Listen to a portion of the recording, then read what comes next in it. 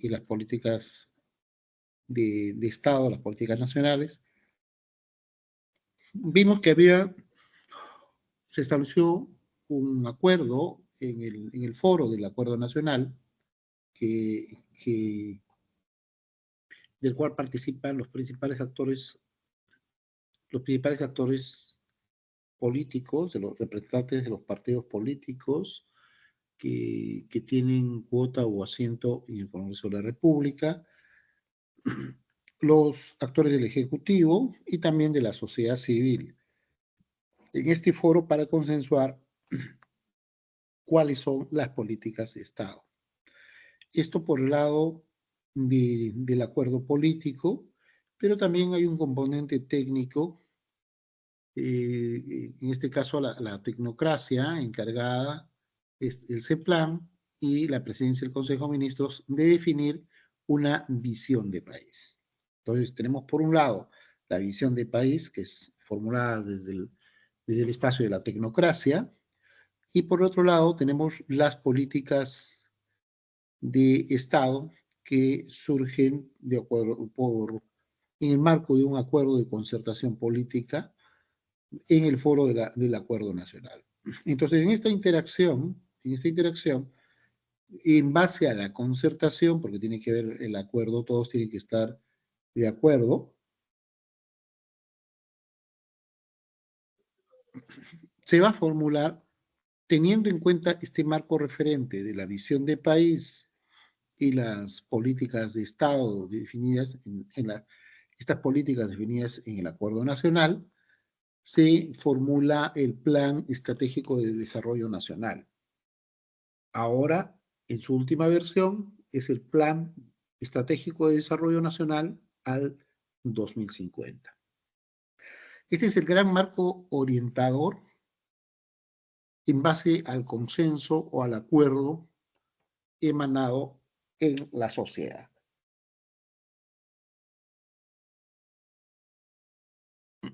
Teniendo en cuenta este marco referente del Plan Estratégico Nacional, que es una visión concertada, por así decirlo, vamos a tener otro escenario, que es la política general de gobierno, que cada gobierno de turno imprime y define políticas generales del gobierno de turno, pero estas políticas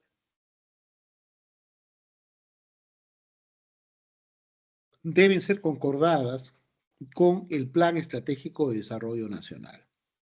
Entonces, teniendo en cuenta el Plan de Desarrollo Nacional y la formulación de las políticas generales de gobierno, que normalmente se plasman en el plan de gobierno, voy a tener dos elementos fundamentales: los elementos de políticas y los referidos a los planes.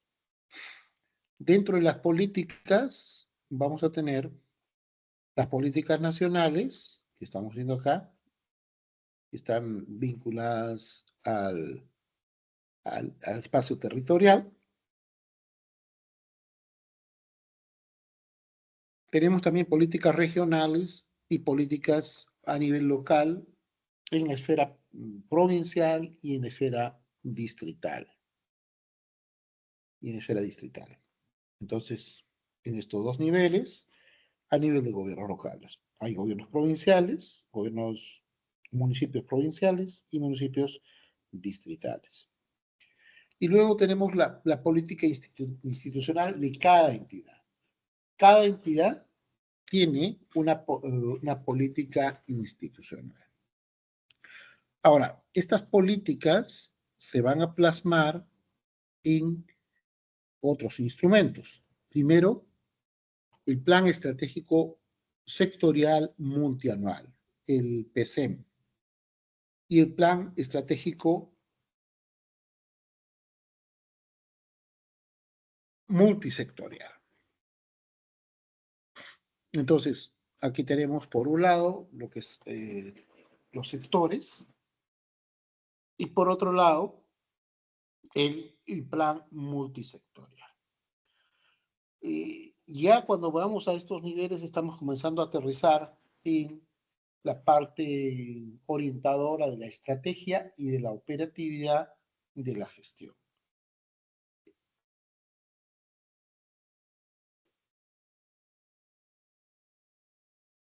Y esto se traduce o se aterriza en documentos específicos. Estos, bueno, los planes multisectoriales, los planes estratégicos sectoriales multianuales, que son conocidos como el PCM, y los planes estratégicos multisectoriales, que son conocidos con el nombre del PEM.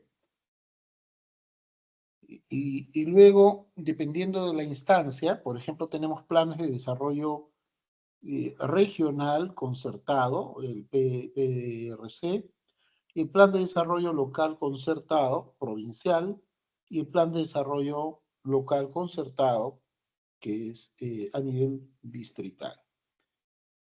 Y luego, a nivel institucional, de cada entidad vamos a tener dos instrumentos, el plan estratégico institucional, que es el PEI, y el plan operativo institucional. Esos son los elementos de planeamiento que voy a tener y que están articulados con las políticas. Fíjate cómo estamos hablando de política nacional y hablamos también de política regional y las políticas a nivel local y a nivel institucional. Y esto todo está enmarcado en el marco de las políticas de Estado definidas en el Foro del Acuerdo Nacional e integradas con la visión del país y el documento del Plan Estratégico de Desarrollo Nacional. Entonces, eso es nuestro gran marco referente.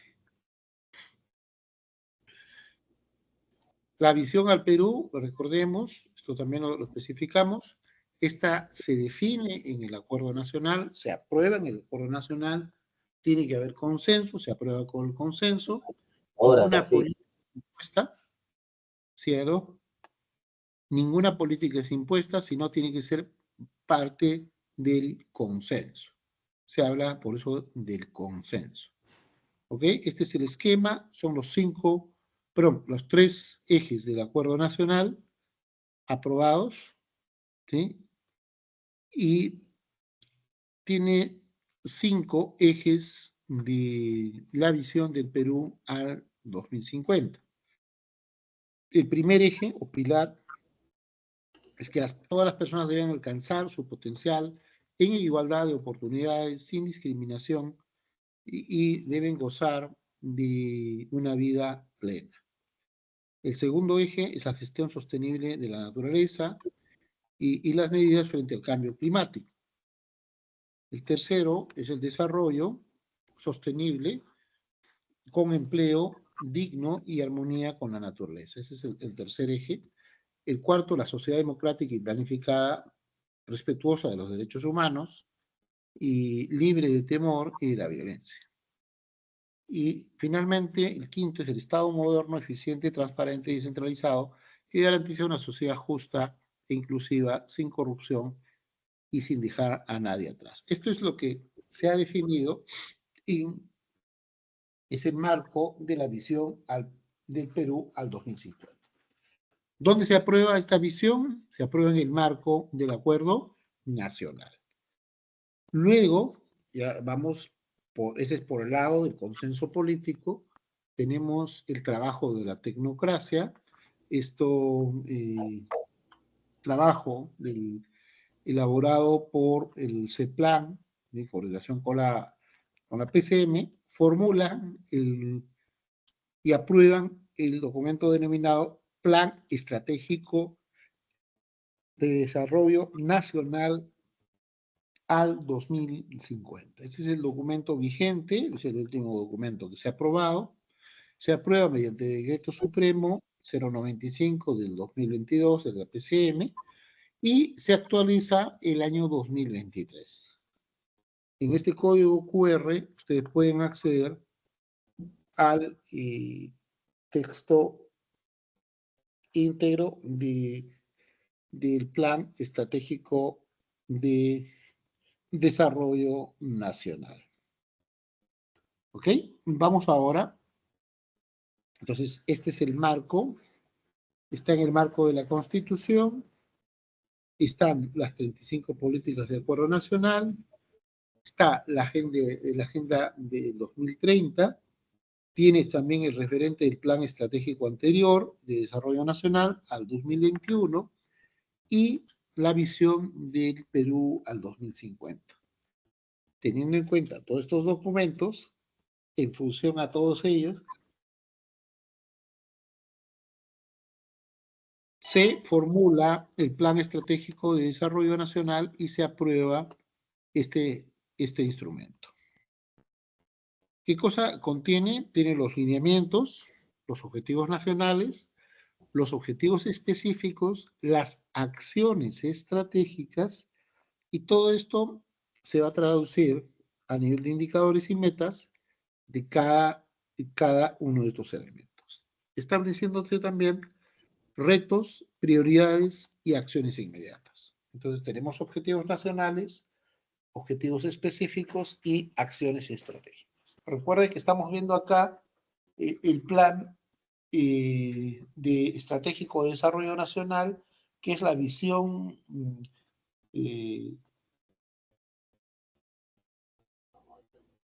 la concreción de la visión al 2050 que se plasma en el Acuerdo Nacional. Entonces, aterrizando lo que dice, lo que se formula en el acuerdo, la tecnocracia formula este documento de gestión. Bajo esta lógica, son los actores de todo el territorio nacional que deben participar en la implementación del plan estratégico al 2050, tanto por las personas, las entidades públicas, la sociedad civil representada por los colegios profesionales, los empresarios, la industria, la academia y el sector privado.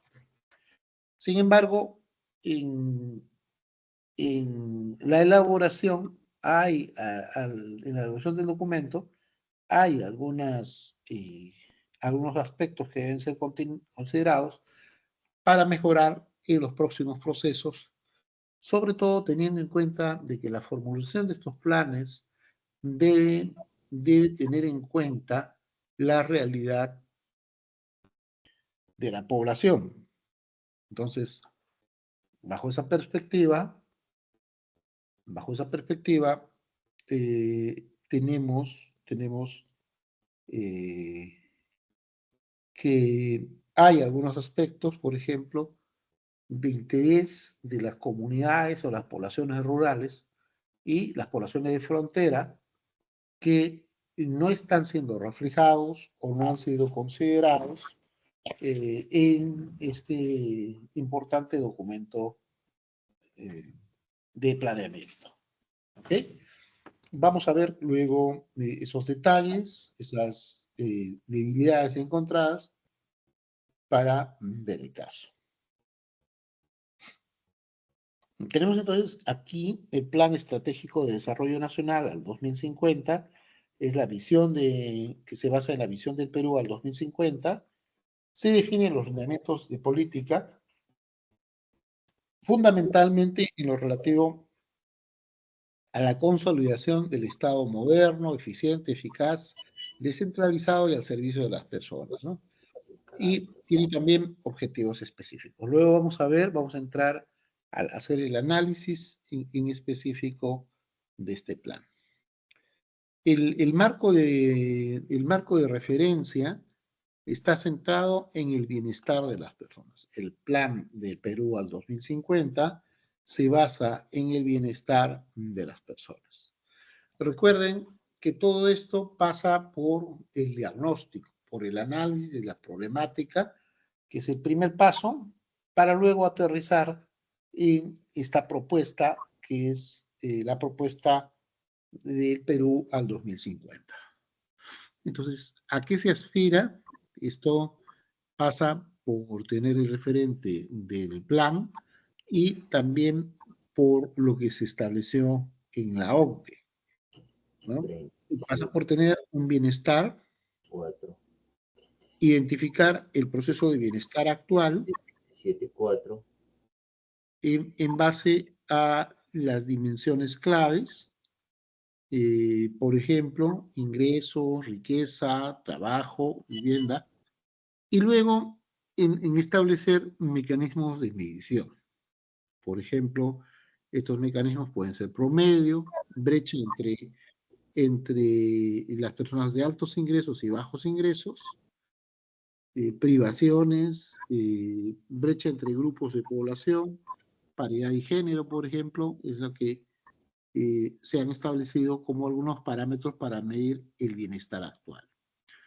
Luego también analiza los elementos de recursos para el bienestar futuro, es decir, para asegurar la continuidad del bienestar en el futuro.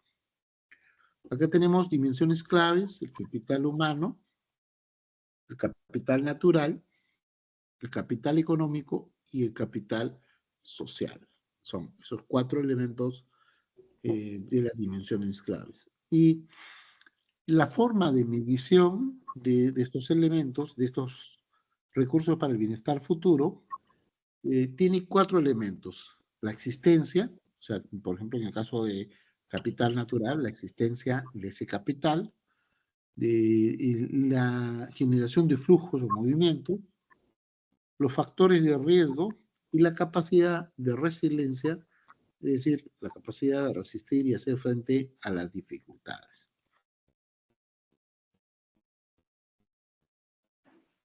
Estos son los objetivos establecidos en el documento. El primero identifica alcanzar el pleno desarrollo de las capacidades de las personas sin dejar a nadie atrás. Este objetivo nacional tiene 6 objetivos específicos y 41 acciones estratégicas que vamos a ver a continuación para entender su lógica.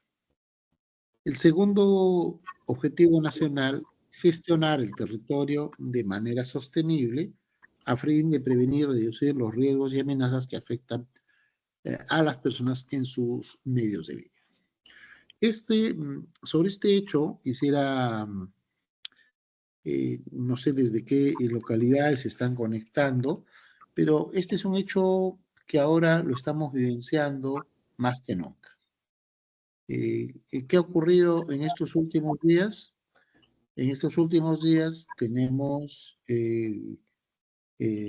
recientemente eh, los desastres por eh, los incendios en gran parte del territorio nacional. ¿Ustedes han visto las últimas noticias sobre los incendios, por favor? ¿Me confirman?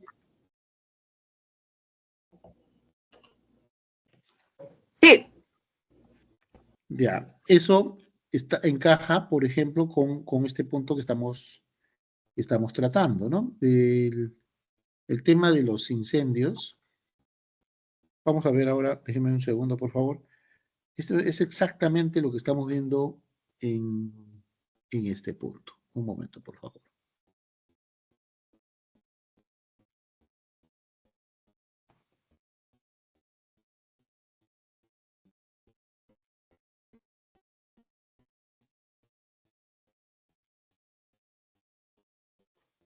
¿Me confirma, por favor?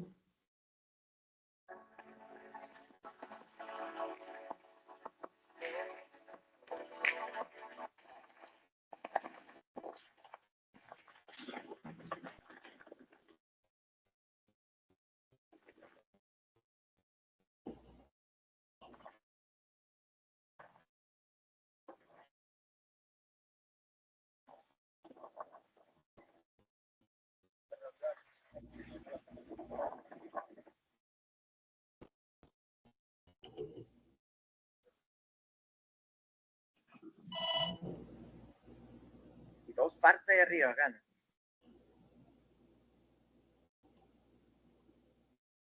Ay, ¿qué fue?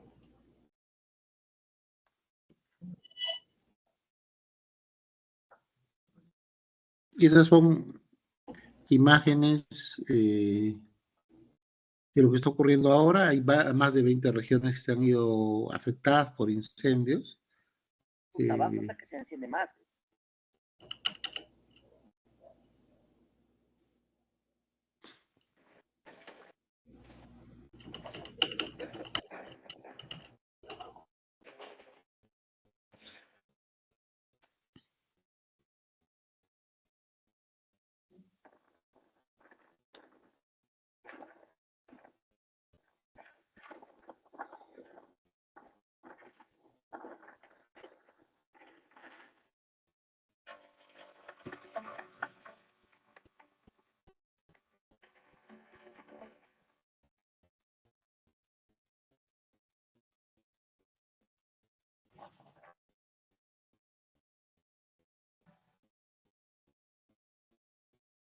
Bien, esta problemática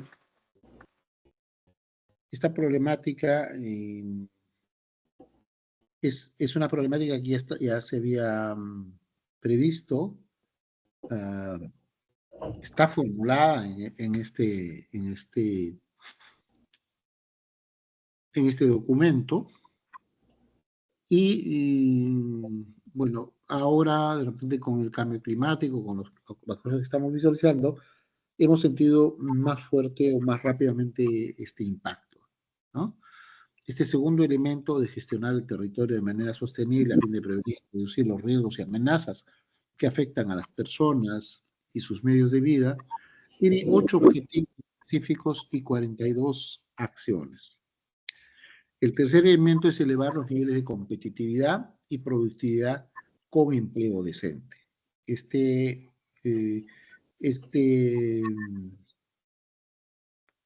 eje tiene 7 objetivos específicos y 3 acciones, y 53 acciones estratégicas.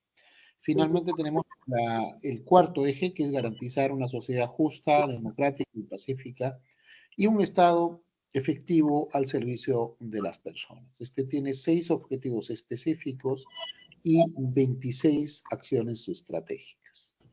26 acciones estratégicas. Entonces, aquí vamos a tener en primer lugar, que el primer objetivo, el primer eje está vinculado con que todas las personas puedan alcanzar sus plenas capacidades, y esto se ha definido en 5 objetivos específicos, con áreas temáticas también definidas. Por ejemplo, la educación está vinculado con garantizar la educación de calidad e inclusiva de las personas a partir de las competencias necesarias que le permiten realizar su proyecto de vida para su pleno desarrollo individual, social, cultural y productivo. ¿Ya? Aquí ha habido, por lo general, la controversia. ¿Y por qué ha habido la controversia?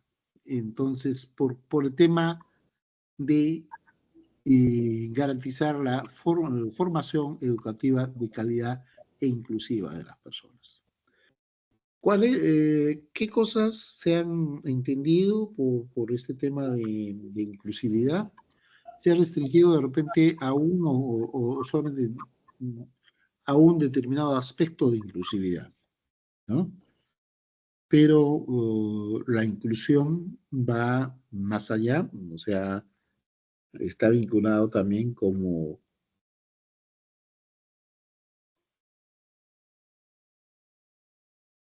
lograr que la población en situación de vulnerabilidad pueda acceder a la educación. Eso significa, por ejemplo, que los pobres o pobres extremos tengan facilidades para poder acceder a a la educación, igual, pero que las personas que tienen algún tipo de discapacidad puedan acceder a la educación, ¿no? A los servicios de educación que tengan un formato inclusivo, por ejemplo. El segundo componente está vinculado a la salud y básicamente busca reducir los niveles de mortalidad y movilidad, garantizando el acceso universal a la salud de la población, ¿no? Esto igual, nuevamente, está vinculado a los grupos de población vulnerable y que adopten hábitos y estilos de vida saludables. Siempre que recordemos, hay población vulnerable eh, y esto se debe tener en cuenta al momento de definir las acciones y estrategias también. Bien, el siguiente elemento es vinculado a la vivienda, al saneamiento y a los servicios básicos, ¿no? Fundamentalmente, el objetivo se centra en buscar asegurar una vivienda digna y accesible con servicios básicos adecuados, resilientes, seguros y asequibles. Fíjese acá, hay bastantes elementos incluidos. Dice, vivienda digna, accesible, con servicios básicos adecuados, seguros y asequibles. Y nuevamente se vuelve a centrar en la parte final para todas las personas, especialmente las más vulnerables. ¿Qué se entiende? ¿Qué se entiende con esta política de las más vulnerables? ¿Quiénes son la población más vulnerable? En este punto, por ejemplo, de saneamiento, ¿quiénes representarían la población más vulnerable? ¿Aló?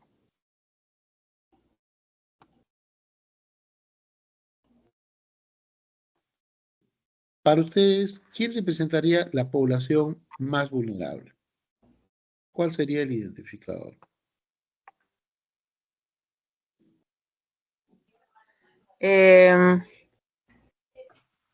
Los que no pueden hacer valer sus derechos directamente, sin importar su raza ni su condición social, los niños, ¿Ya? a mi Los criterio, niños. porque así seas rico, igual necesitas de los mayores para que te representen. Y si eres pobre también, así seas discapacitado, igual eres un niño discapacitado. Los niños, yo creo, porque no pueden actuar por sí mismos y y son un grupo vulnerable y no es un grupo menor, ¿no? Es un grupo amplio y vulnerable que está a merced de las decisiones ideológicas, políticas, etcétera, ¿no? Claro. Los niños. Hay en realidad diversos criterios. Definitivamente uno de estos elementos de población vulnerable está vinculado a los niños, otro a los que tienen por su zona de vivencia, sus condiciones materiales no son las más adecuadas. Por ejemplo, si hablamos de saneamiento y vivienda, nosotros en las ciudades tenemos mal que bien los servicios básicos, tenemos agua, desagüe, saneamiento, pero hay población que no tiene acceso a los servicios, o que utiliza un silo, o no tiene los servicios en la forma que nosotros tenemos. Entonces, ahí estamos hablando de población que vive en una situación de vulnerabilidad. Los pobres y pobres extremos también representan parte de esta población vulnerable. Son personas que materialmente no tienen las capacidades para tener una... Entonces, serían algunos de los ejemplos concretos que podemos tener nosotros, ¿no? Y eso lo vamos a ver, bueno, cuando vimos el ejercicio en el manejo de brechas, identificación de brechas con ese plan, veíamos en algunas zonas donde había pues brechas marcadas o significativas.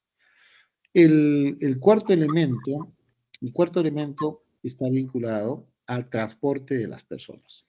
Dice, reducir el tiempo, costo e inseguridad del traslado de las personas en entornos urbanos y rurales. Fíjate, reducir el tiempo, costo e inseguridad en el traslado de las personas. Pero pregunta, a ver, ¿solamente será suficiente estos elementos? ¿Solamente serán suficientes estos elementos o hay algo más? Podría haber algo más.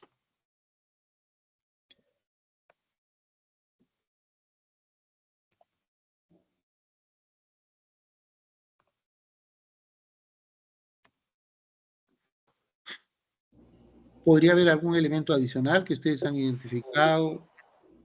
Por ejemplo, en el transporte urbano.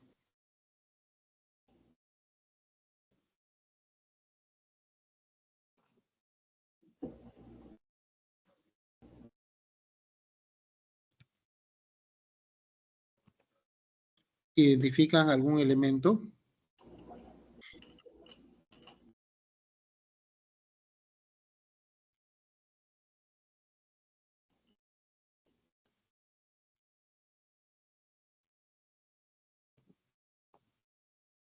¿Aló? Voy a poner esta imagen y para que podamos reflexionar un poco y cómo de repente a los documentos de planeamiento te ha faltado algunos elementos que podrían considerarse a futuro. ¿Me confirman si visualizan la imagen, por favor? Sí. Un segundo, voy a ampliarla.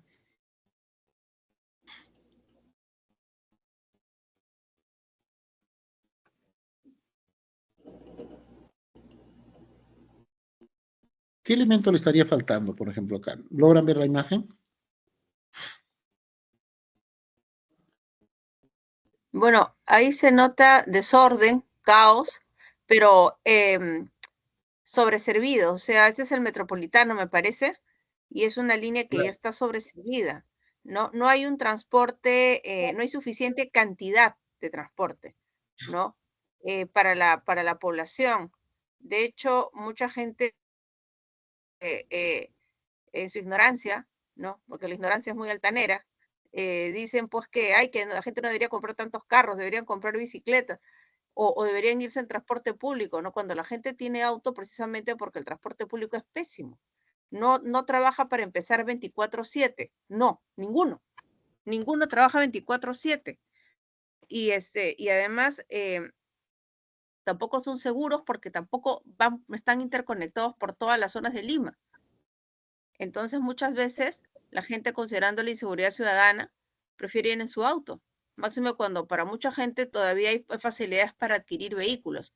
Y en cuanto a ir en bicicleta, tampoco, porque nadie es tan suicida de irse, pues, una persona que vive en Comas, de verdad que sería un héroe si llega hasta San Isidro vivo, ¿no? Porque realmente en unas zonas hay ciclovías, en otros distritos simplemente no les interesa las ciclovías. Entonces, no hay un transporte seguro, no hay un transporte, ahí se pueden contagiar un montón de enfermedades, por ejemplo, ¿no? Son líneas sobreservidas, ahí se nota que no han pensado en cantidad y en la cantidad suficiente que abastezca, ¿no?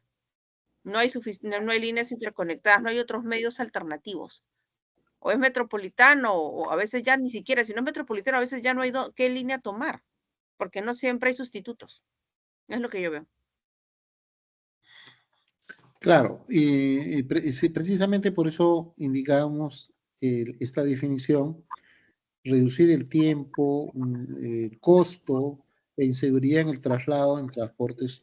Sí, pero también no solamente es el tiempo, el costo, sino es el confort, la comodidad. O sea, nosotros tenemos uno de los servicios de transporte urbano y esta es alguna de las observaciones al documento de planeamiento, porque no solamente es reducir el costo, el tiempo y la inseguridad, sino también mejorar el servicio, el propio nivel de confort. ¿ok? El metropolitano no tiene aire acondicionado, no tiene una serie de elementos y está hacinado. Efectivamente, lo que has dicho es un tema central que no está siendo recogido. O sea, está bien, nos han dado, de repente, es fácil reducir el tiempo cuando tú tienes una vía única. Cuando tienes una vía única o una vía exclusiva, como tiene, por ejemplo, el metropolitano, puedes reducir el tiempo. El costo no se ha reducido, se ha incrementado. Es uno de los servicios más caros de transporte que tenemos en toda Latinoamérica. La inseguridad puede que sí se haya mejorado porque hay controles y todo, ya no hay tantos robos como antes, ¿no? Pero tienes este tema de el confort y la forma de atención a la prestación del servicio que estás teniendo, ¿no? Definitivamente, claro, acá se habla del entorno urbano y rural, pero en realidad todo nuestro sistema de transporte está en una situación caótica, se encuentra en una situación caótica, ¿no?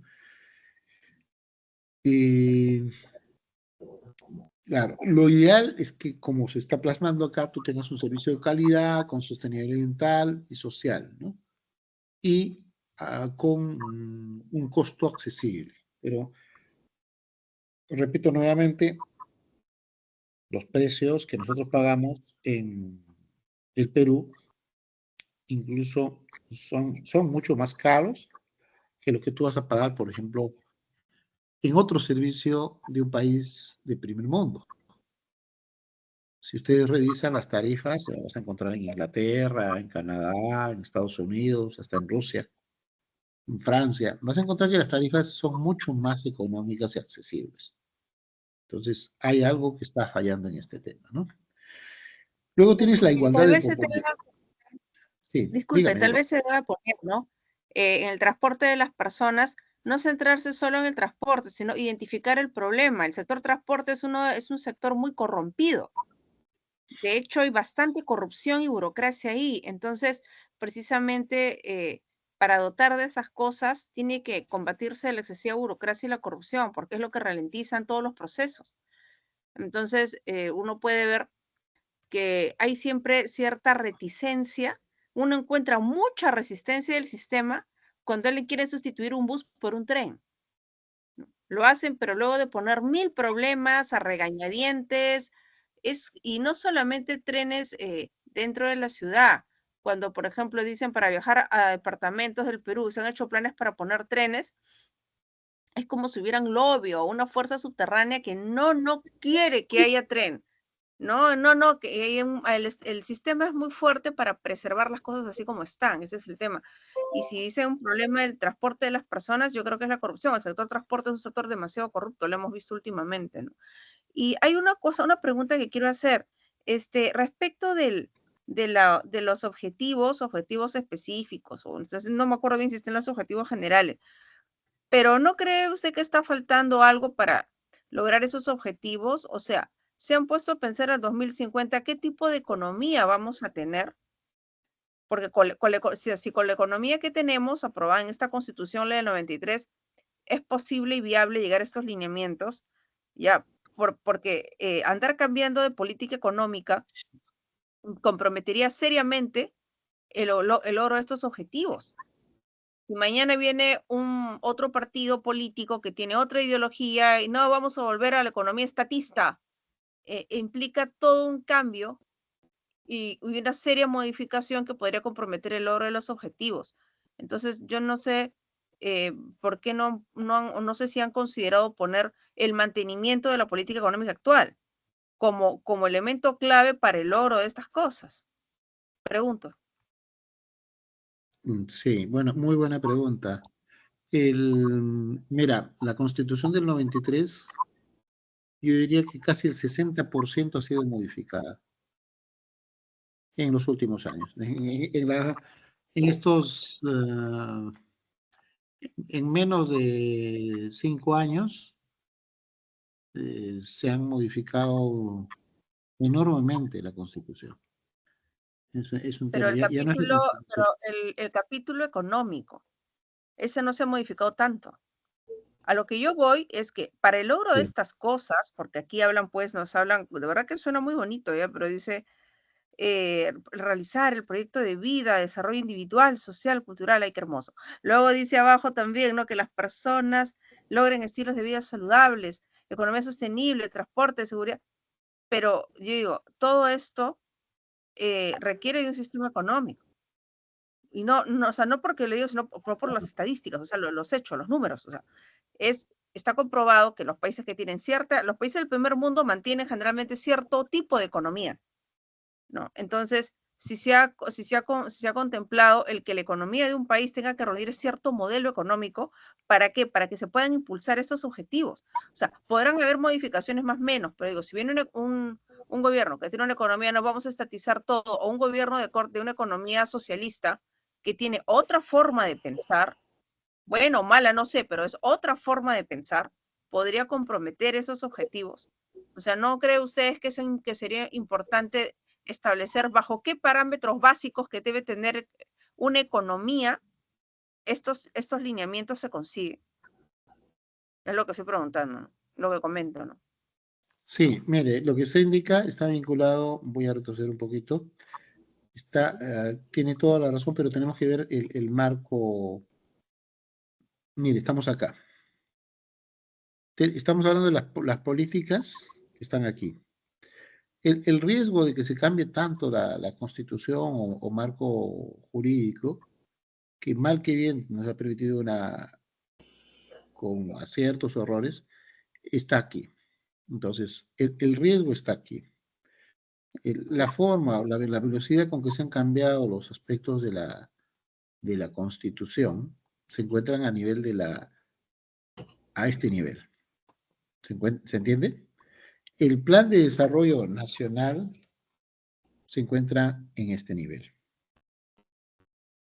aquí. O sea, ¿cuál es en teoría lo más eh, fácil de mover, por así decirlo? En teoría es el Plan Estratégico de Desarrollo Nacional.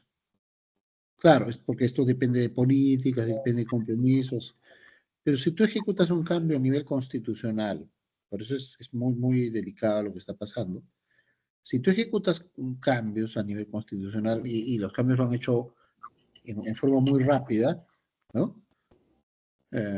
Eso significa un riesgo para todo, por eso se ha avanzado el riesgo país, o sea, cuanto más modificaciones efectúas a tu carta fundamental, que casi el 60% está modificada, es un riesgo para la estabilidad. Porque así como has modificado algunos otros aspectos, podrías modificar también otros, ¿no? Ese es el gran problema. Sí, y efectivamente, acá hay un tema, por ejemplo, nosotros seguimos manteniendo un sistema con aciertos o con errores. Hemos tenido un periodo. Quería mostrarles lo siguiente. Denme un segundo, por favor. Quisiera mostrarles esto para que se comprenda un poco eh, la diferencia en el sentido de la evidencia que tenemos aquí en Perú.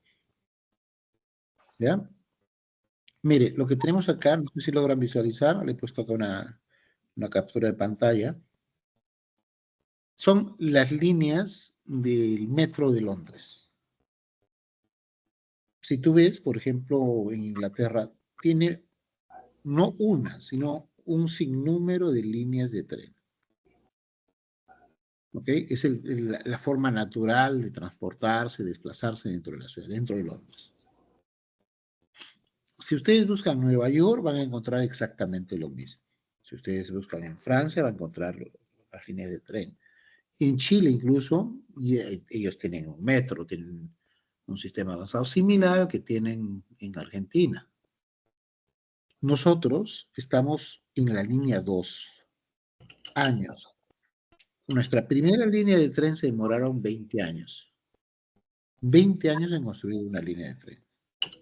Ahora vamos casi 6, vamos a ir por los 7. y no terminamos de construir la segunda línea, que se está demorando. Estas son las dificultades. O sea, tenemos un sistema ineficiente, costoso, caro, por ejemplo, a nivel de transporte, ¿no?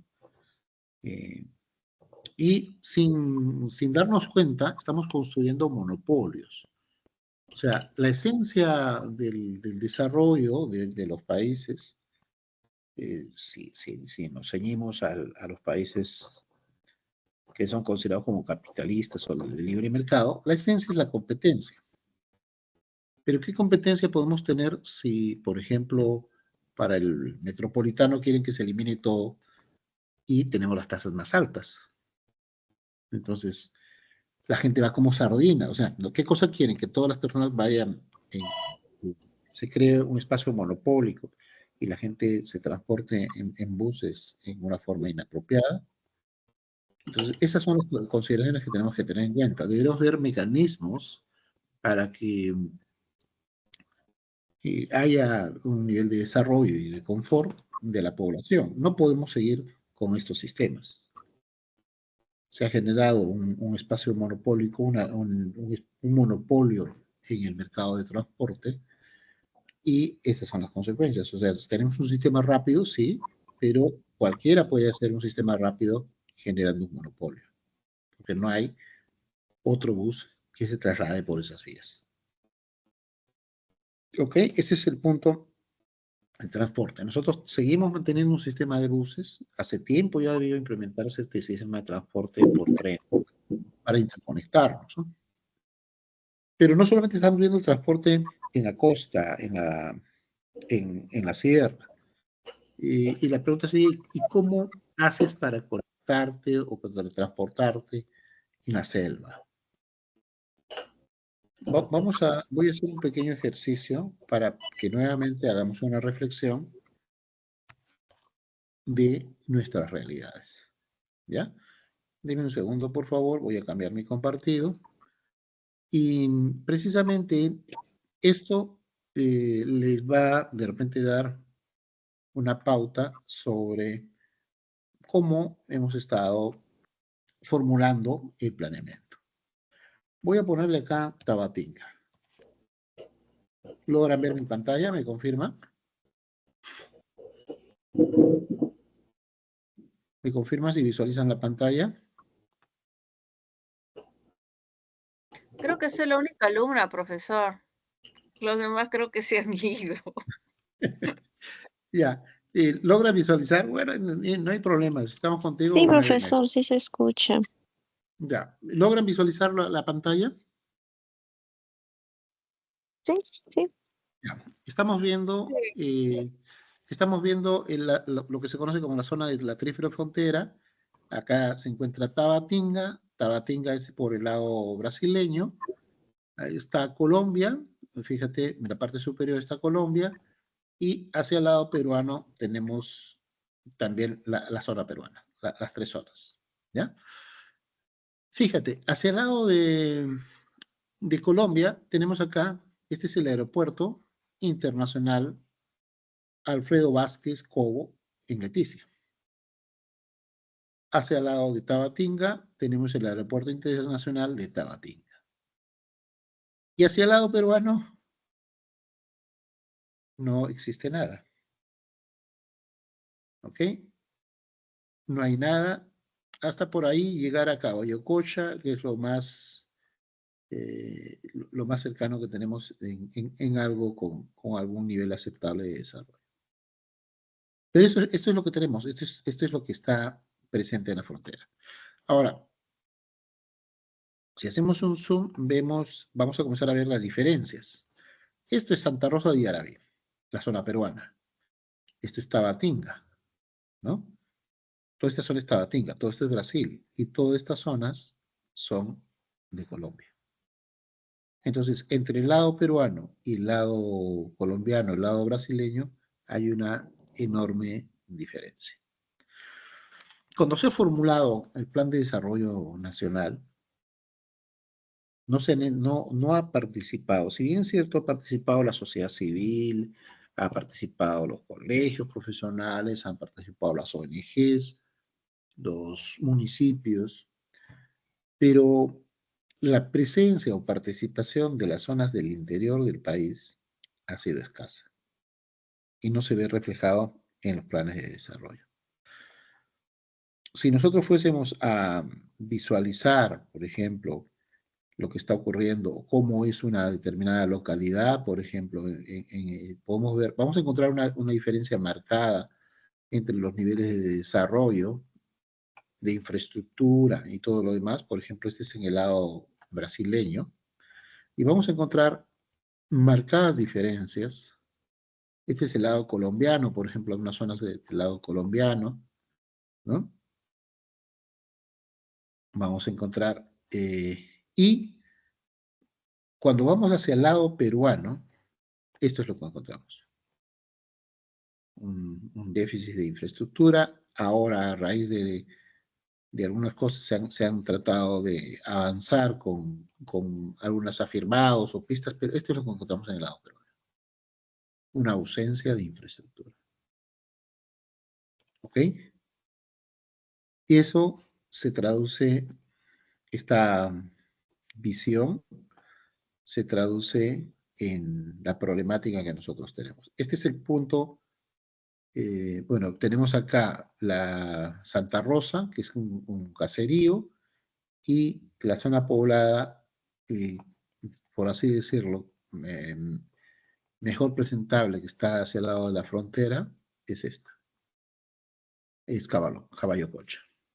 Entonces, no hay ninguna política. Mientras nosotros vemos hacia el lado de Tabatingo, hacia el lado de Leticia, un nivel de desarrollo, hacia el lado peruano hay poquísimo nivel de desarrollo. ¿Ok? No hay una política de desarrollo fronterizo. Tampoco tenemos, por ejemplo, para el tema fluvial, para la gente que está en esta zona, la ruta natural, o sea, desde Iquitos, la ruta natural de comercio, la vía natural para llegar y trasladar los productos, por ejemplo, de Iquitos, o traer los productos a Iquitos, o llevar los productos de Iquitos hacia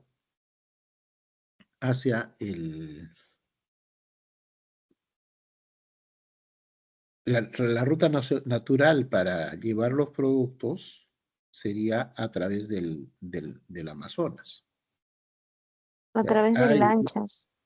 a Lanchas través de y un ferry. por Sí, el avión. a través de, normalmente son sistemas de ferry, y la salida natural, o sea, de Iquitos, la salida natural o sistema para explotar debería ser un sistema de ferries que desemboquen o por Belén de Para o por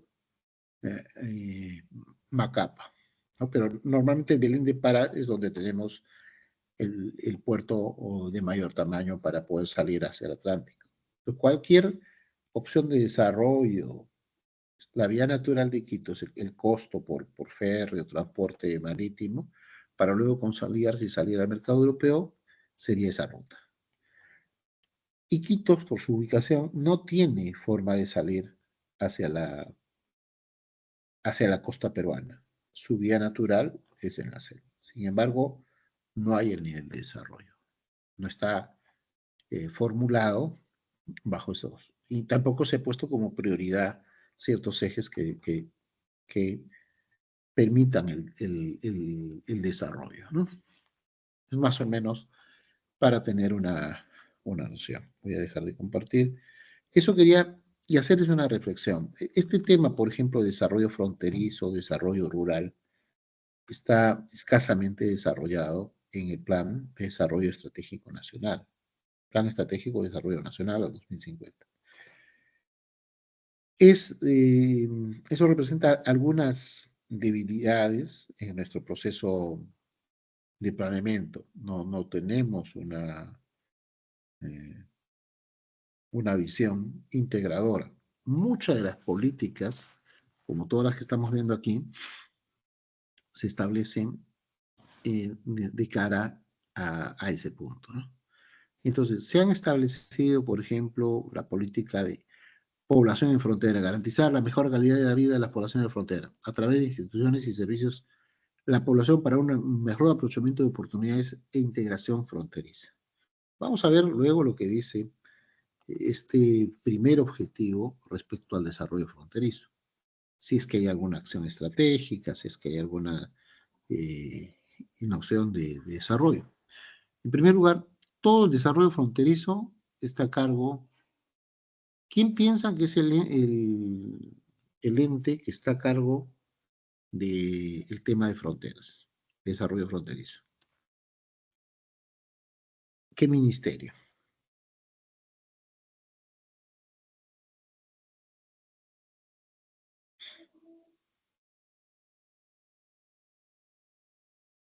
¿Cuál debería ser el ente que está vinculado con desarrollo fronterizo? ¿Es el MIMDES? No. ¿Desarrollo fronterizo?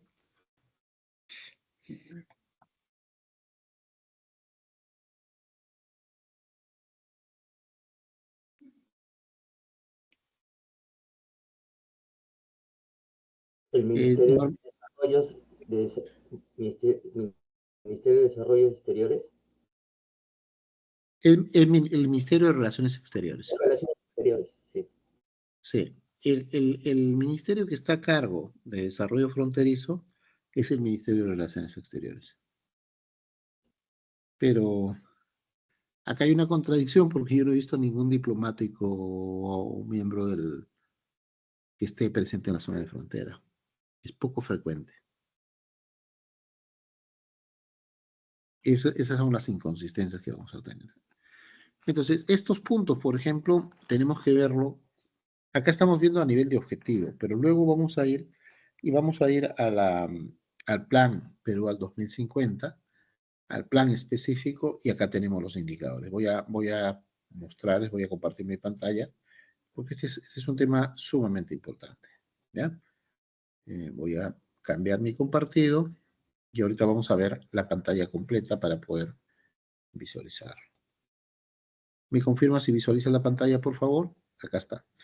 Este es el objetivo estratégico número 1, ¿no?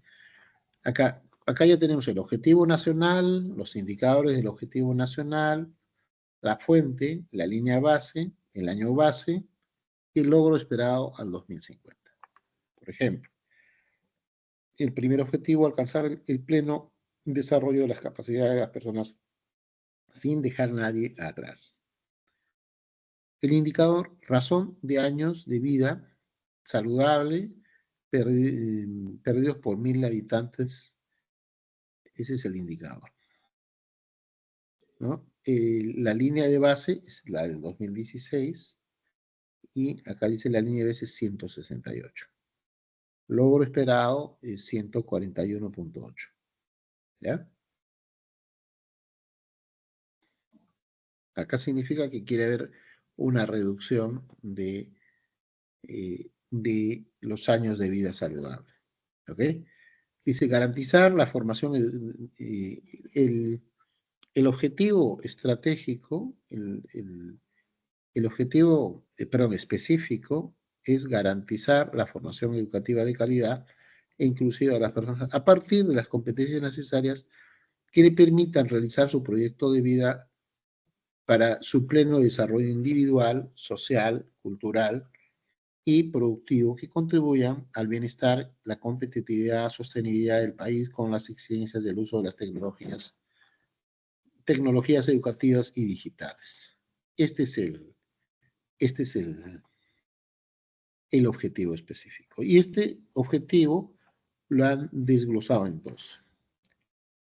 Educación básica y comunitaria, y tienes una acción, fortalecer el desarrollo de las competencias de los docentes, directivos y personal administrativo y auxiliar de educación a través de la mejora de las condiciones laborales y formación continua, pertinente y de calidad a lo largo de su trayectoria profesional, a partir de itinerarios formativos y comunidades de aprendizaje, según el contexto territorial y modelos de servicio de educación básica regular. Y la segunda acción estratégica es mejorar el desarrollo de las competencias de los estudiantes en educación básica en atención a su diversidad, el uso de metodologías innovadoras y flexibles, y las tecnologías de información y comunicación, así como el desarrollo de elementos curriculares basados en evidencias, que con el involucramiento de la comunidad educativa les permita desarrollar sus potenciales, su empleabilidad y emprendimiento, así como como el ejercicio de una ciudadanía basada en valores para el bienestar propio de la comunidad, incluso en el entorno digital. ¿Ok? Esto es lo que están formulando, por ejemplo, para el punto 1. Esto equivale al punto 1, aquí, educación. Garantizar que nadie se quede atrás.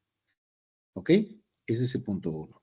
Vamos a ver, vamos a ir al punto, tenemos el punto 2, así sucesivamente, pero nos interesa ver el punto 6, por ejemplo, para ver la consistencia. Entonces, este es el punto 1, tenemos el punto 2, ¿no? Este sigue siendo el punto 1. En educación, acá tiene objetivos para educación básica y comunitaria, mejorar el acceso y la culminación oportuna de la educación básica para una adecuada transitabilidad entre las modalidades y etapas educativas de la población a través de la previsión de servicios educativos flexibles con equidad, inclusión, pertinencia, calidad y oportunidad. ¿Ok? Y la pregunta es, ¿y cómo se desarrolla la educación en frontera? ¿Alguno de ustedes ha pensado cómo se está desarrollando la educación en frontera? Por eso este es un tema muy sensible. Y el segundo punto es cómo se desarrolla la educación en la zona rural, ¿no? Son temas que aún no están siendo abordados y precisamente ahí se encuentra la población más vulnerable porque la presencia del Estado no llega. A veces no tienes una posta, no tienes un centro médico, a veces ni siquiera tienes una comisaría cerca, ¿no? Lo más cercano de repente es una escuela. La presencia del Estado más cercana en estas zonas, en la zona rural y en la zona de frontera, lo más cercano que tienes de repente es el Estado. Es una escuela o un centro educativo. Luego dice, alcanzar la equidad en la educación superior técnico-productiva de tal manera que permita la formación de las personas en respuesta a las necesidades sociales, culturales y productivas del país, con énfasis en la investigación científica, innovación y aprovechamiento de las tecnologías exponenciales. De todos los institutos públicos, por ejemplo, creo que solamente 6 u 8 han logrado licenciar. Entonces, fíjate,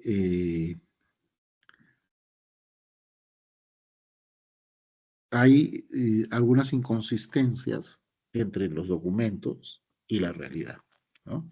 Este tema, por ejemplo, de la educación técnica, vamos a verlo acá. Vamos a buscar licenciamiento.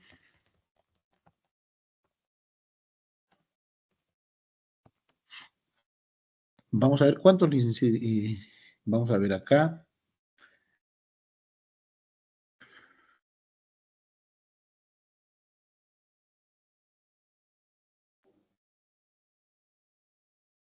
Acá, este es el 18, vamos a ver, al 2023, vamos a ver. ¿Listo?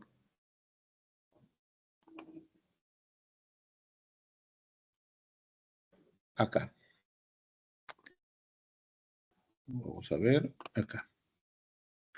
Fíjate, acá vamos a ver, esta es, me parece que sí.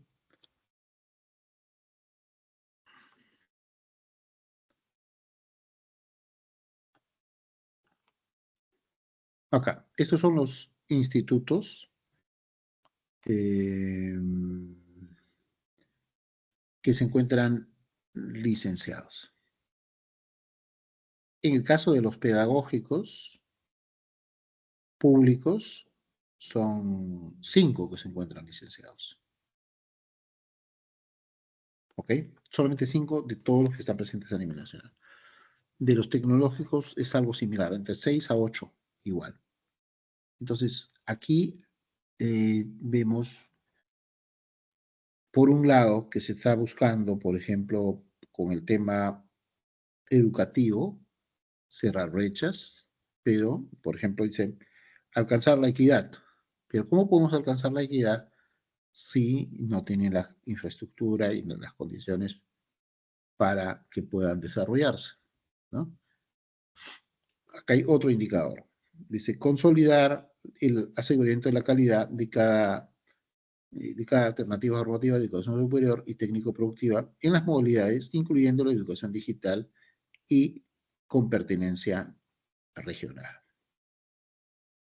¿Sí? Se está haciendo énfasis en la educación digital, que es necesario para cerrar las brechas, como un mecanismo, ¿no?, para revertir esta situación. Luego, fortalecer las diferentes alternativas formativas de la educación superior y técnico-productiva, diversificando las ofertas con pertinencia regional en todas sus modalidades, garantizando su calidad, orientación a sus retos y avances en el mundo digital.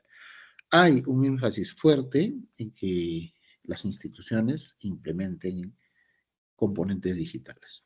¿Okay? Todo esto corresponde, todo lo que estamos viendo corresponde a las acciones estratégicas del primer objetivo, del objetivo nacional. Este es ya el segundo componente de salud. Vamos a ver el tema de frontera. Saneamiento y servicios básicos, creo que es el tercero. Transporte de personas. Fíjate acá, esto es lo que estás viendo, transporte de personas. ¿Ya? Recordamos, vamos a ver la diapositiva. Transporte de las personas, acá estamos, en este punto. Vamos a ver qué cosa nos dice. Transporte, fíjate, vamos a ver si hay hacia atrás algún elemento de transporte. Ajá. Esto es vivienda, corresponde a vivienda, saneamiento, todo eso es vivienda, vivienda. Y transporte, ¿de qué nos está hablando? De movilidad urbana e interurbana.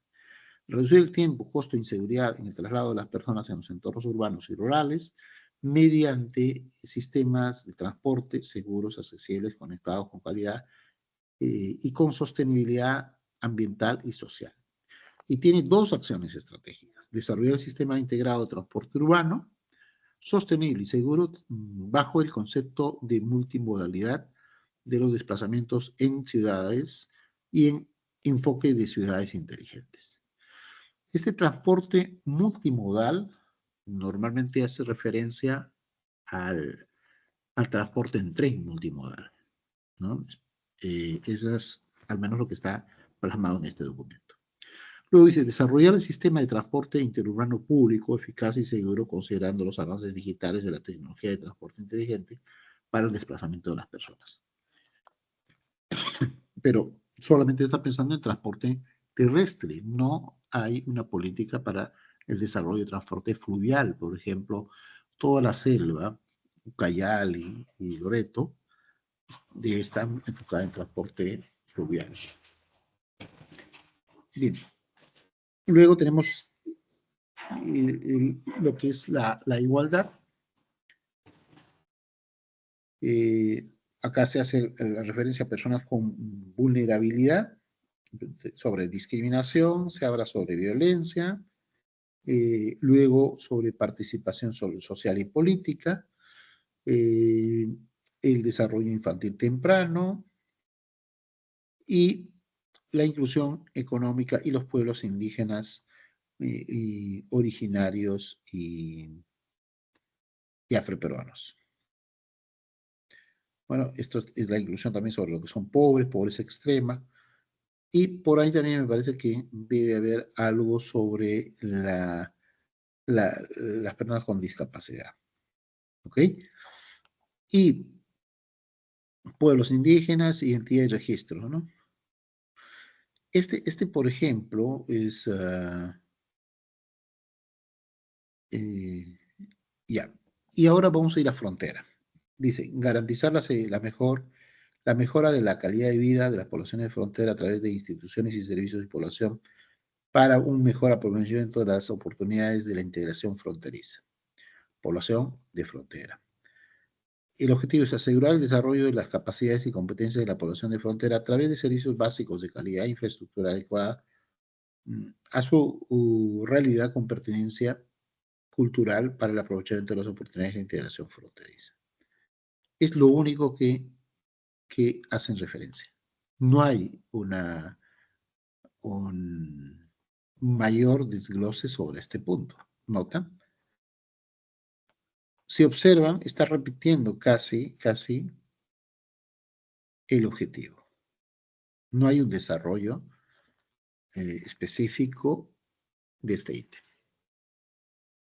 ¿Se logra identificar, por favor? ¿Logran verificar? ¿Logran contrastar este detalle?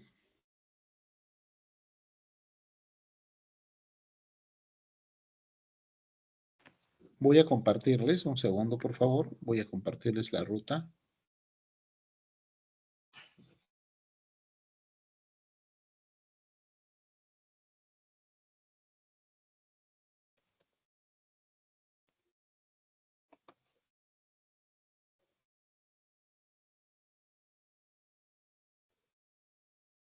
Un segundo.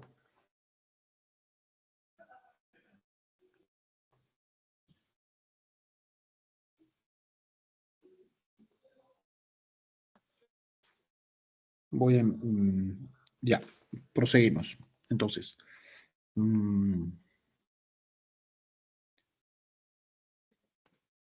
desarrollo fronterizo, por ejemplo, ha quedado claro que no existe una hoja de ruta clara. Vamos a ver si luego en el desarrollo específico podemos encontrar los detalles.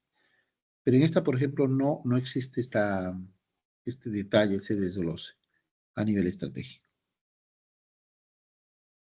Ojo, y toda esta definición de estrategias obedece al análisis de la situación problemática, a la identificación de la situación problemática. Ya. Esta es la que corresponde al segundo eje. Un segundo. Esa es la que corresponde al segundo eje. Entonces, el primer eje es este. El segundo eje corresponde a gestionar el territorio de manera sostenible a fin de prevenir y reducir los riesgos y amenazas que afectan a las personas y sus medios de vida. Por ejemplo, el ordenamiento territorial, la gestión de riesgos y desastres, que es lo que estamos viendo ahora, el desarrollo urbano, la biodiversidad, los recursos hidrobiológicos, la calidad ambiental, el cambio climático y la protección de los intereses nacionales. Son parte de las cosas que nosotros estamos planteando aquí. ¿Ya? Son los elementos esenciales en el segundo. Este es el tercero. En el tercero nos especifica cuáles son los objetivos, por ejemplo, fundamentos macroeconómicos, el empleo decente, la transformación digital. Ese es un elemento nuevo. El de transformación digital es un elemento nuevo. ¿Ya? Ahora, ¿por qué la transformación digital?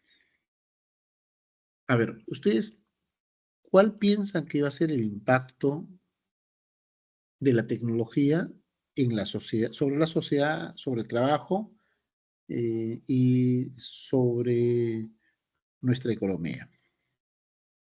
¿Qué han escuchado sobre la tecnología, la inteligencia artificial? ¿Tienen alguna nociones o ideas, por favor? Quisiera que nos puedan compartir.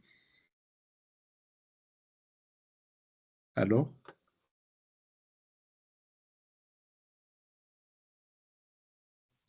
Bueno, que la inteligencia artificial, lo primero que escuché era que iba a reemplazar un montón de empleos, ¿ya? Porque iba, incluso en el ámbito jurídico, estaba cambiando la forma de ejercer el derecho, ya que permitía, por ejemplo, hacer demandas, contestar demandas, ayuda de frente, hace las líneas de argumentación, y eso, por ejemplo, en el ámbito del derecho, pero en otros ámbitos también puede ayudar, ¿no? Por ejemplo, hacer estructuras, por ejemplo, hacer planes, ¿no? Planes de desarrollo, planes lineamientos.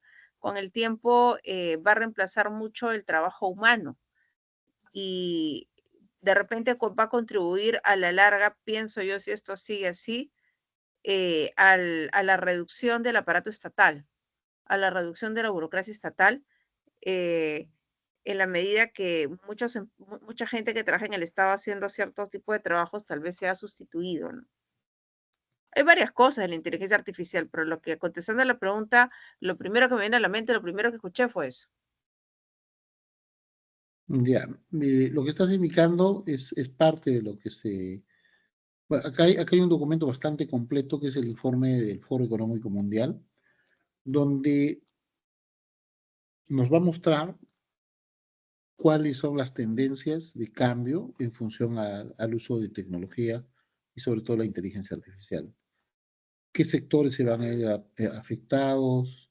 ¿Cómo va a cambiar? Por ejemplo, esos son cambios en el empleo, en los sectores, por cada sector de empleo, en función a los países, ¿no? Por ejemplo, ¿qué va a pasar? ¿Cuál es la proyección o cómo van a cambiar las actividades y cuáles se van a ver impactadas en forma positiva y cuáles en forma negativa, en función al uso de tecnología, fundamentalmente vinculada a la inteligencia artificial. Esa es la previsión, por ejemplo, por sectores. Acá abajo tienes los sectores, la identificación de los sectores. Voy a ampliar un poco más. Acá tienes la gráfica, es las letras, está en la parte inferior la leyenda. Dice, por ejemplo, manufactura, retail, ¿no? Y te indica lo que va, la tendencia de lo que se está viendo en los países actualmente. En cambio, los que están de color morado son posiciones en las que el trabajo va a comenzar a reducirse. Y las que están de color celeste, hay un impacto positivo, crecimiento en el trabajo. Por ejemplo, en todas, lo que es tecnología de información y comunicación va a crecer. Por ejemplo, el sector gobierno va a crecer en muchos casos. Educación y entrenamiento va a crecer, ¿no? Y así, tú puedes ir identificando a nivel global, ¿no?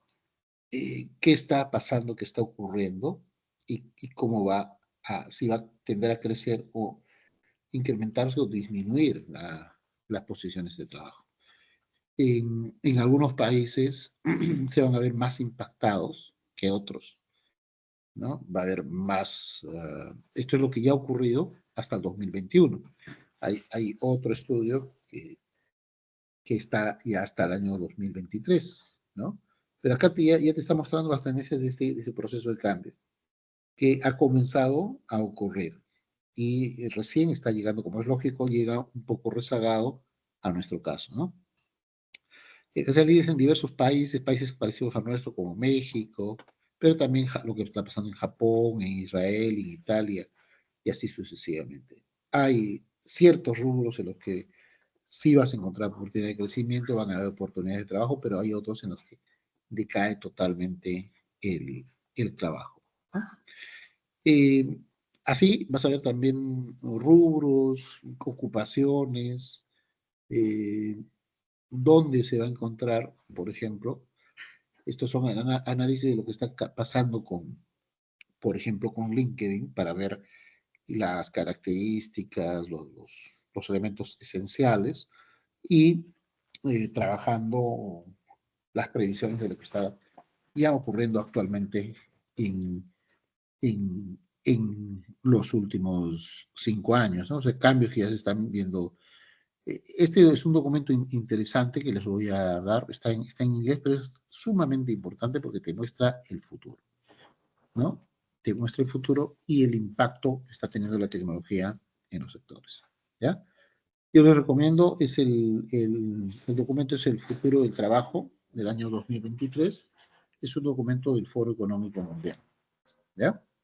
Para que lo puedan revisar. Les voy a enviar con la doctora Beatriz, también es un documento clave para ustedes. ¿Listo? Preguntas hasta aquí, consultas, por favor. Hasta este punto. No, profesor, todo claro. No, no, profesor.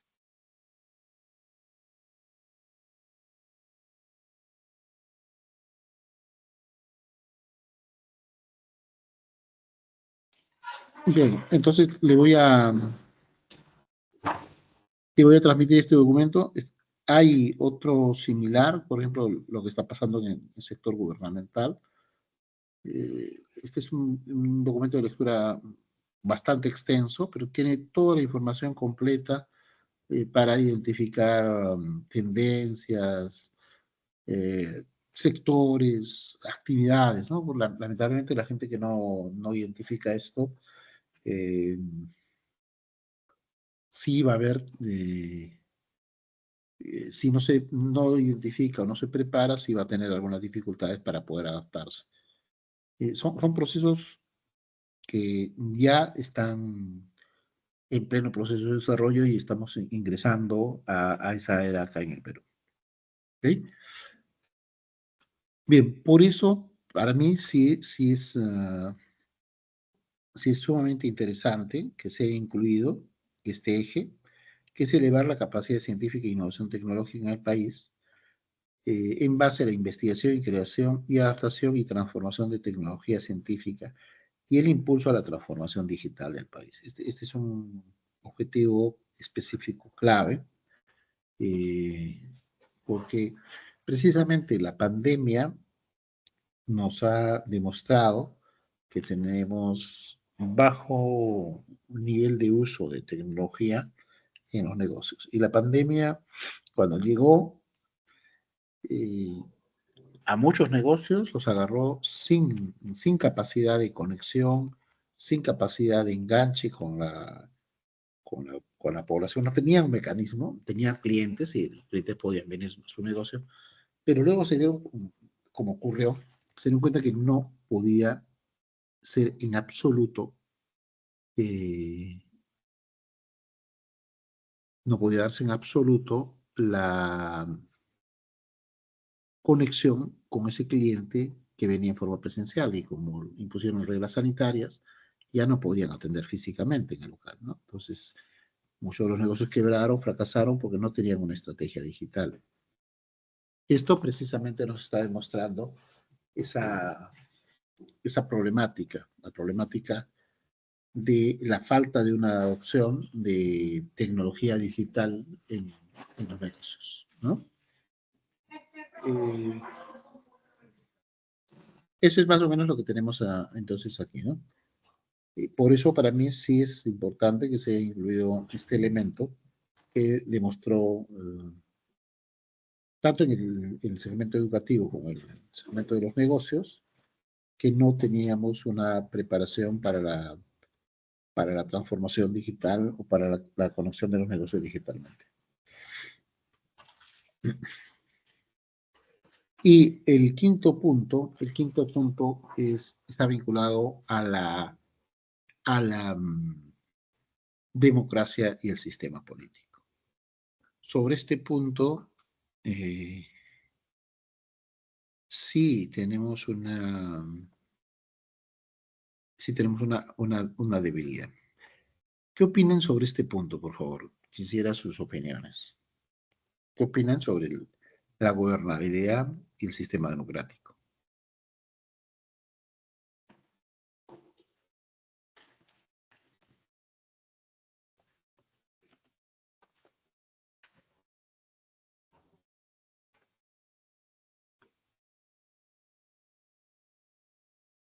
¿Aló?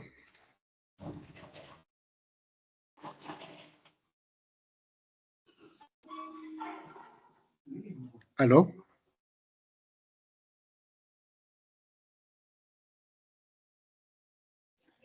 Voy a ponerles una imagen sobre este punto. ¿Hay alguna participación antes de poner la imagen, por favor? No, sí, que no representa, porque el sistema democrático tiene que caracterizarse por garantizar una independencia de poderes, pero para eso también los poderes, en este caso el poder legislativo, tiene que realmente tener una cantidad necesaria para que pueda, valga la redundancia, representar a, a diferentes sectores de la población. Y el Congreso actual no lo consigue, porque las normas electorales y la Constitución, en ese sentido, cuando habla del aparato legislativo, no lo permite. Entonces, y eso, cuando no hay suficiente representatividad de todas las personas que conforman la nación, surgen grupos de poder que son los que realmente gobiernan. Y eso afecta definitivamente la gobernabilidad porque se toman decisiones orientadas en un sentido que no favorece necesariamente a los demás, ¿no? Entonces, no es posible una gobernabilidad al final, porque lo que se ha notado por lo menos en los últimos 5 años son pactos, pero pactos que buscan más que nada favorecer ciertos gremios o ciertos grupos económicos, pero no van a toda la población, ¿no? Y eso denota que no hay ausencia de estadistas, hay ausencia las normas están dadas de tal manera que permiten que no ingresen políticos, sino ingresen personas que manejan agendas muy cortoplacistas y para favorecer a ciertos grupos. Pero ahí, y eso se demuestra precisamente porque en las diapositivas se ha visto cómo no participan en los planes, en los planes de desarrollo, ¿no? Las poblaciones que supuestamente deberían estar más interesadas y no se considera ciertos aspectos. Entonces, eso demuestra que la democracia y la gobernabilidad en el Perú lamentablemente no funcionan. También hay un razonamiento ahí, ¿no? El que todos sean iguales, realmente, aunque suene cruel, pero la democracia funciona, pienso yo, cuando hay un suficiente nivel de educación y cuando la mayoría de la población maneja cierta igualdad económica, porque si no eres igual en el dinero, aunque el papel lo diga, no vas a poder hacer valer tus derechos, porque tampoco tienes acceso a la educación. Es todo.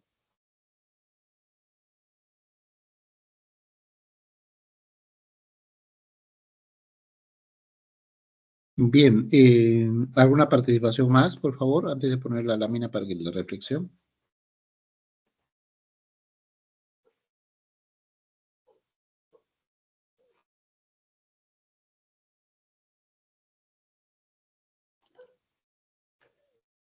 Bien, precisamente voy a mostrar una pequeña lámina que nos va a dar seguramente más de una reflexión de una problemática,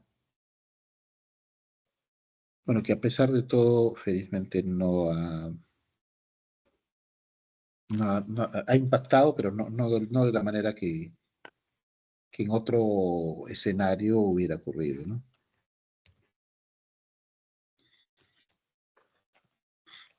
Bien.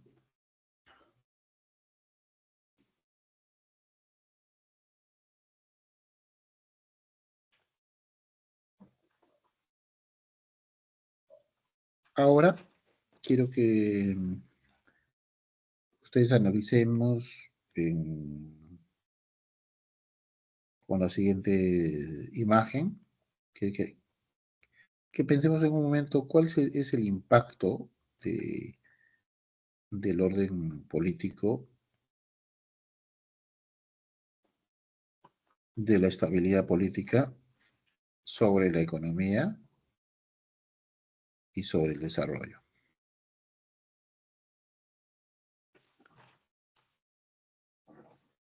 ¿Listo? Veamos ahora, por favor, aquí. Listo, ¿me confirman si visualizan la pantalla? Sí. Ya, acá es lo que tenemos, estos son los actores políticos y tenemos el tiempo. O sea, en menos de 10 años hemos tenido, menos de 10 años, bueno, sería 8 años, hemos tenido 6 presidentes. Nosotros de repente no lo vemos, pero esto es una turbulencia, porque no hay estabilidad. Es como si en tu negocio o tu empresa, cada cierto tiempo hubiesen cambios. Entonces no se está terminado de sentar y nuevamente otro cambio, y luego otro, y así.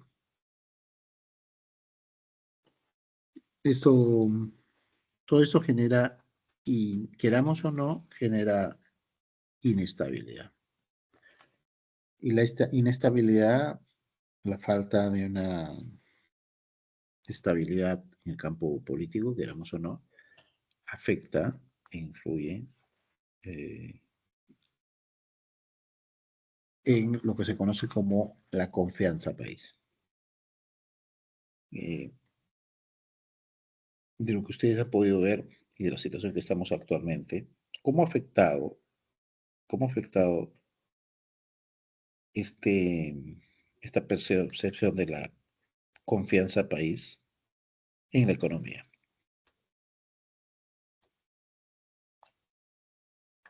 Con la migración de varios peruanos, puede ser también.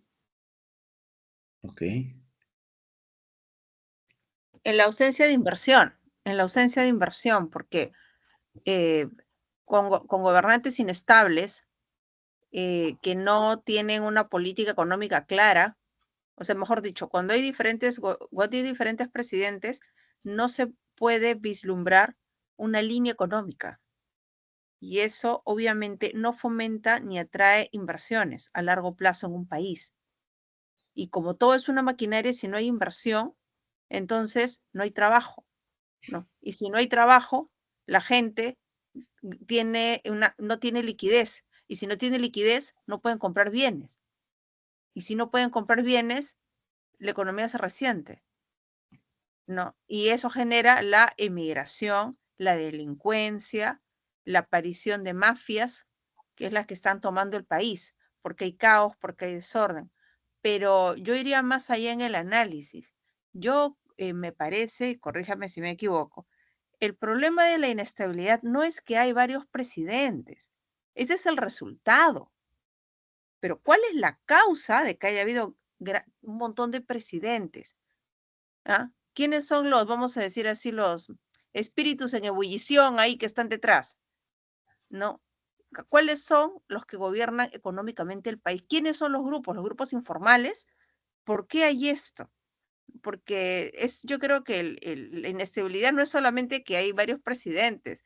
Me parece que la inestabilidad ya subyace a eso. Más bien yo me atrevería a preguntar a su criterio, ¿por qué cree que ha habido tantos presidentes? ¿Cuál es la causa de la inestabilidad? Porque pienso que si no sabemos cuál es la causa de la inestabilidad, entonces vamos a seguir teniendo esto. O sea, yo creo que la cantidad de presidentes es un resultado que genera toda la debacle económica. Pero ¿cuál es la causa de eso? ¿Qué está detrás de eso? Y sería interesante conocerlo, ¿no? claro,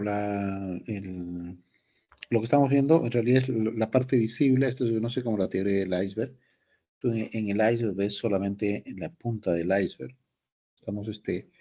Esto, lo que estamos viendo, efectivamente es la punta del iceberg. O sea, estamos viendo parte de un fenómeno. Nuestro sistema era un sistema presidencialista, ¿ya? Un sistema en el que la figura política del presidente era el actor principal y más alto. Yo les diría, estamos viviendo una transición en la que la figura del presidente y del ejecutivo está tomando otro cariz. Queramos o no, en la práctica, fácticamente, la figura de los mandatarios, del primer mandatario, del presidente, esa figura, ese modelo, fácticamente está siendo erosionado. Si vemos, salvo el caso de Martín Vizcarra, en casi todos los demás casos, en menor grado Sagasti posiblemente, pero no ejercían el poder, no tenían esa, por así decirlo, no encarnaban el don de mando. Eso es lo que está ocurriendo. O sea, no hay autoridad. Y ese no haber autoridad llega a que otros actores, por lo general el crimen organizado, cubra el poder. Lo que está haciendo aquí, en estas guerras de las mafias que está viendo, es que el crimen organizado está cubriendo el vacío de poder. Eso es lo lamentable. O sea, cuando no hay un liderazgo fuerte, cuando no hay una figura fuerte o consolidada, y cuando se erosiona la autoridad, lo que surge es el crimen organizado. Y hoy día en el Perú estamos viviendo las secuelas del crimen organizado, que prácticamente la delincuencia es la que te está ordenando o definiendo qué cosa debes o no debes hacer. Eso es lo que está pasando. Vemos, si ustedes ven noticiero, hay una falta de presencia y de liderazgo de quienes conducen el Estado. Y eso es notorio. No hay una política de lucha contra la criminalidad, no hay una acción clara, no hay una estrategia clara y contundente. Es por eso que estos actores del crimen organizado han cubierto, están tomando el vacío de poder. ¿Ok? Eso es lo que está ocurriendo. Lo que estamos viviendo actualmente es eso. Esta situación caótica, desorden, se debe a la ausencia de un liderazgo fuerte, un liderazgo con sentido y un liderazgo que la gente lo identifique como, como tal, ¿no? Y lamentablemente esa ausencia que se da en el orden interno, primero comenzó con el tema de la policía, la degradación de la imagen de la policía, también por temas de corrupción y todo lo demás, pero poco a poco ha ido erosionándose la imagen de la autoridad y el modelo presidencialista que era el que teníamos. Nos recordemos, incluso hasta la época de Ollanta, seguíamos manejando un sistema con disminuciones, fue paulatinamente reduciéndose, pero las expresiones, por así decirlo, de presidencialismo puro estuvieron presentes desde el gobierno de Alan García y Fujimori. Fueron los... Y también en menor medida Toledo, ¿no? O sea, la imagen de un presidente fuerte, un presidente carismático, un presidente que lideraba, estuvieron presentes en ese periodo. Pero luego ha ido ese modelo, esos estilos de gestión y de conducción han ido perdiéndose hasta tener presidentes que no inspiran el respeto, no inspiran autoridad. Ese es El tema pienso, en parte pienso que es cierto, pero si nos ponemos a analizar el impacto, la importancia que tiene en una democracia la solidez de los partidos políticos. Lo que hemos estado viendo estamos asistiendo a una erosión del sistema de partidos políticos porque ya no hay verdaderos partidos. Lo que hay son grupos de gente que se juntan para algo, pero ¿por qué ahora ya no hay partidos? ¿Por qué ahora ya no hay una verdadera, ya no salen estadistas de los partidos? Porque se inscriben cualquier cosa. O sea, hoy incluso dicen hoy día, ¿no? Los partidos están constituidos muchas veces por organizaciones criminales. Pero ¿por qué logran esas organizaciones ser partidos? Porque la ley de partidos lo permite. Entonces, no hay llaves aquí doradas, ¿no? Pero hay algo que muy poca gente tengo la impresión, desde mi humilde punto de vista, es que la ley de partidos es la que ha permitido la inscripción de personas que al final han devenido en impresentables, tanto en el Congreso como en el Ejecutivo. Entonces, cuando se permite inscripciones de personas que realmente no deberían tener, no deberían tener acceso a los cargos públicos en la medida que tienen un perfil totalmente cuestionable, se permite eso y así poco a poco desmotiva que la gente de bien, vamos a decirlo así, quiere entrar a la política. Pero es las normas están dadas de tal manera que permiten la inscripción de partidos corrompidos, penetrados e infiltrados por el crimen organizado. Y entra toda esta clase de gente de dudosa procedencia que por supuesto responden nuevamente a grupos mafiosos. Y en ese sentido no gozan del respaldo popular porque no tienen una visión de país a largo plazo. Y eso tiene mucho que ver con todo lo que hemos estado estudiando, porque si no hay un verdadero compromiso de estas personas, por ejemplo, que estamos viendo aquí, ¿cuántas de las personas que se reflejan aquí realmente tienen la capacidad intelectual y la voluntad de querer respetar eso? O respetan o están más de repente preocupadas por pagar a aquellos que le financiaron la campaña. ¿Y quiénes son los que están detrás de eso? O sea, tiene mucho que ver con las normas de partidos. Los partidos son importantes porque, y hay que cuidarlos porque son importantes en la institucionalidad de un país. En ese sentido, ganan presidentes débiles. Tienen presidentes que generalmente ganan con las justas en segunda vuelta por estrechos márgenes, y todos los que vemos acá, excepto Vizcarra, Merino y Sagasti, todos los tres, por ejemplo, el Kuczynski, Castillo y Boluarte, han ganado porque se enfrentaron simplemente a una misma candidata, entonces, que no ganaba. Y entonces, ese voto anti o esa manera de organizarse y de ver la política no nos lleva a ningún lugar.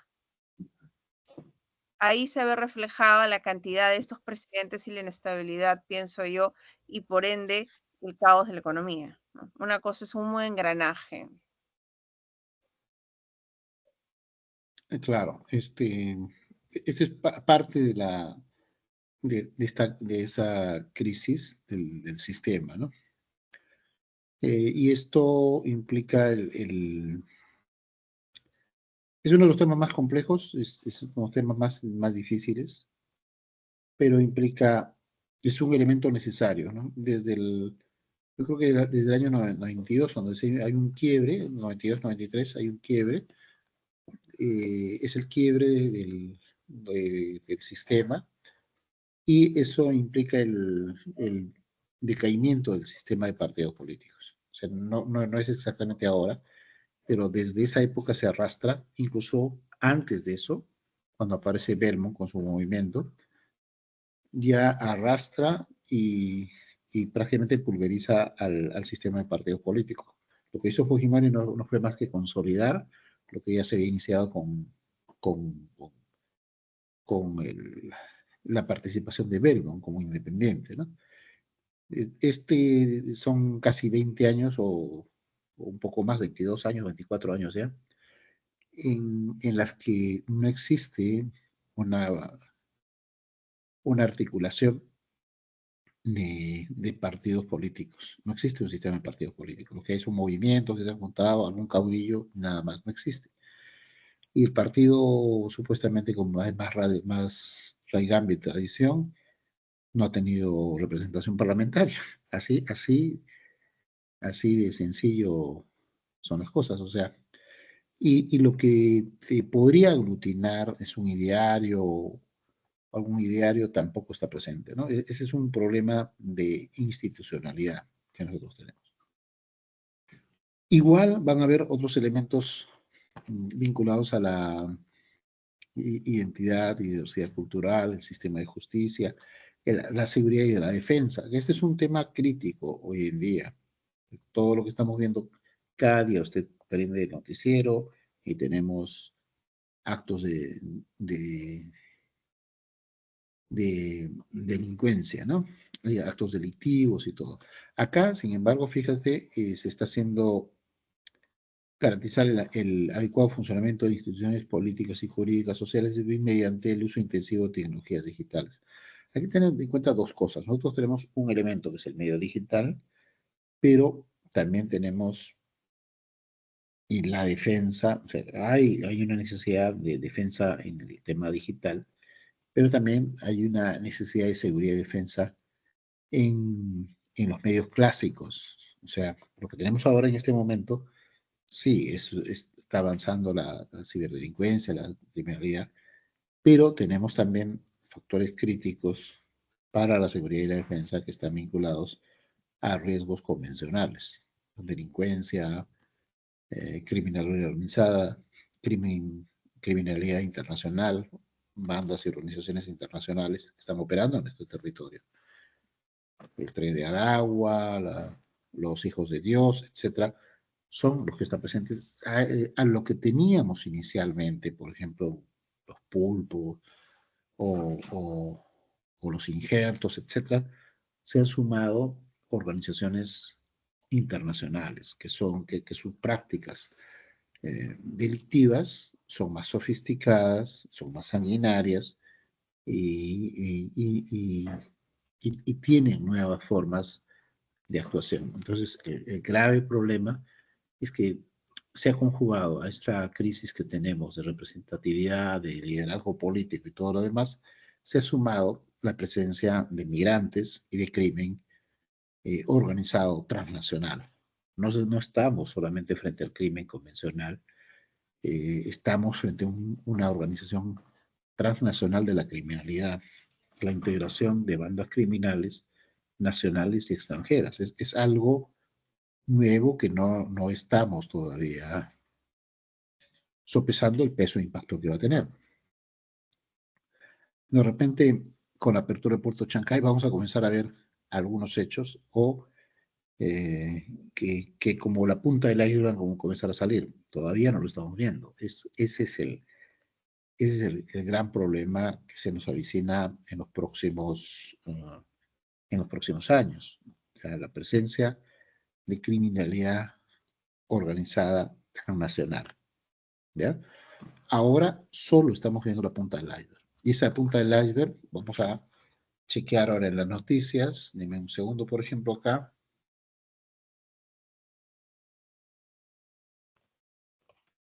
Fíjate las noticias que tenemos, por ejemplo, del tema de transportes, día a día, ¿ya? Día a día son cada vez más críticas.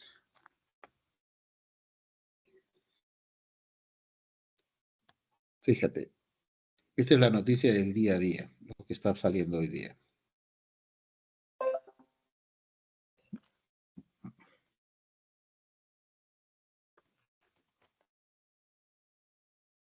¿Logran ver la imagen? Eso, ustedes si prenden el noticiero, seguramente ahora en la noche o mañana temprano, lo primero que ven es esto.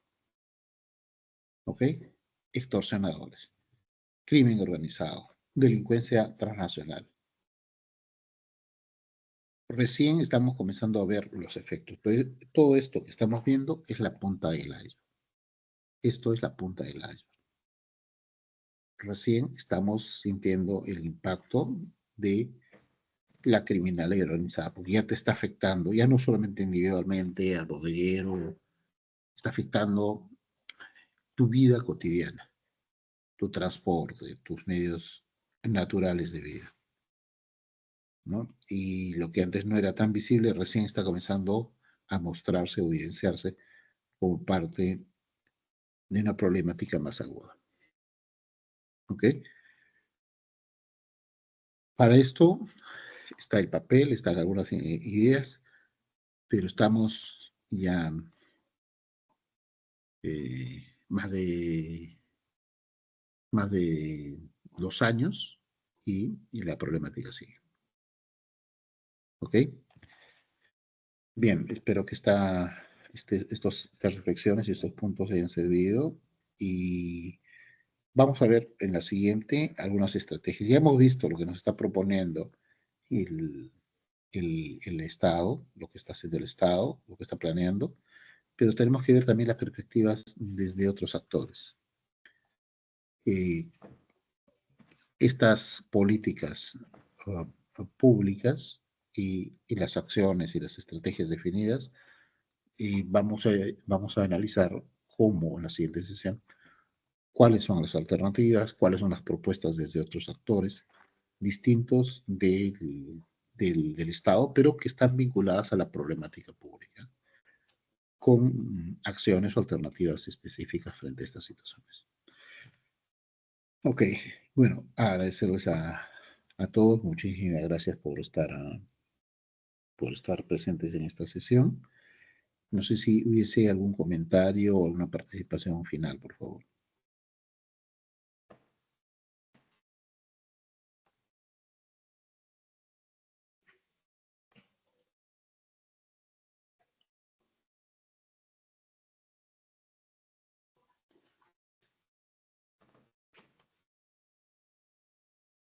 Voy a compartirles el archivo para que lo tengan a través de la doctora Beatriz y agradeciendo toda su atención. Muchísimas gracias.